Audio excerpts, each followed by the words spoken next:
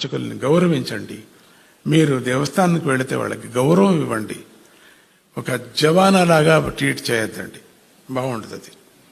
చాలామంది చేస్తున్నారు. జీతం ఇవ్వటం లేదు.